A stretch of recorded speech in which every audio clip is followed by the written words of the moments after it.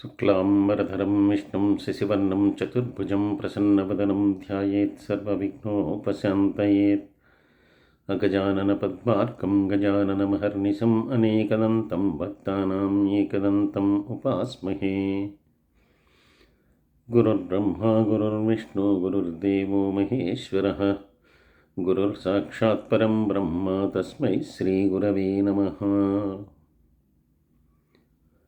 ఈ ప్రేరణకు కారణమైనటువంటి గురుదేవులు బ్రహ్మశ్రీ చాగంటి కోటేశ్వరరావు గారి పాదపద్మాలకు సభక్తిపూర్వకంగా నమస్కరిస్తున్నాను.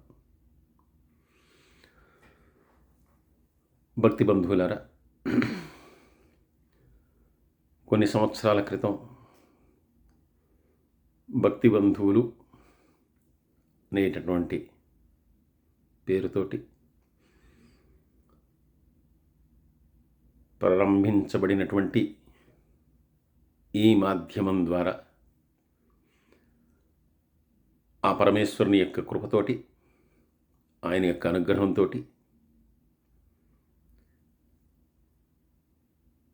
కొన్ని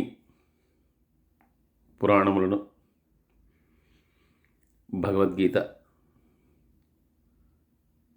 లలితా సహస్రనామము, విష్ణు సహస్రనామము, శివ సహస్రనామము మొదలైనటువంటి వాటి యొక్క అర్థములను వివరించటానికి నాకు తోచిన రీతిగా, నేను తెలుసుకున్నంతగా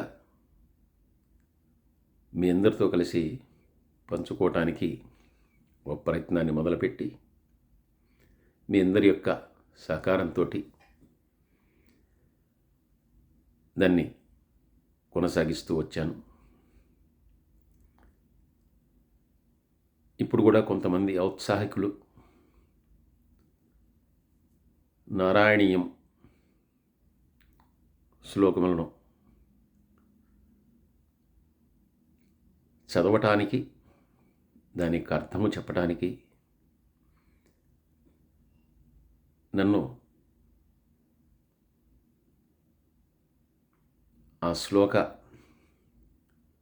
పఠనము, దాని యొక్క భావార్థము వివరించమని చెప్పి నన్ను అడగటం ఆ పరమాత్మ యొక్క సంకల్పముగా భావించి నేను చేయగలిగినటువంటి దాన్ని, నేను చెప్పగలిగినంతగా దాన్ని తెలియజేస్తూ ఉన్నాను.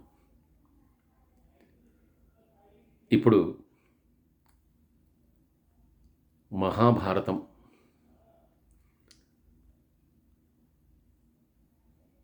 అనేటటువంటి ఉత్కృష్టమైనటువంటి, మహోన్నతమైనటువంటి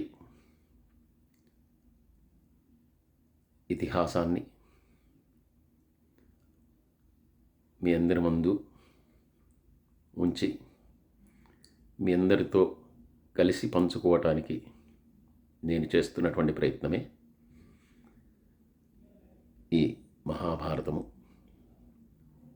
దానికి ఆ పరమేశ్వరుడి యొక్క అనుగ్రహం నాకు సంపూర్ణంగా కలగాలని మీ అందరూ కూడా సహకరించి నన్ను ఆశీర్వదించాలని, ఆ పరమేశ్వరుని యొక్క కృపా కటాక్ష వీక్షణములు నా యందు ప్రసరించి నేను ఈ మహాభారతాన్ని అందరికీ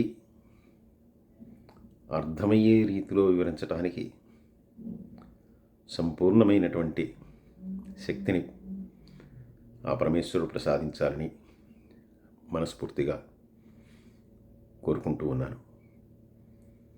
సర్వే జనా సుఖినో భవంతు, సమస్తలోకా సుఖినో భవంతు. స్వస్తి.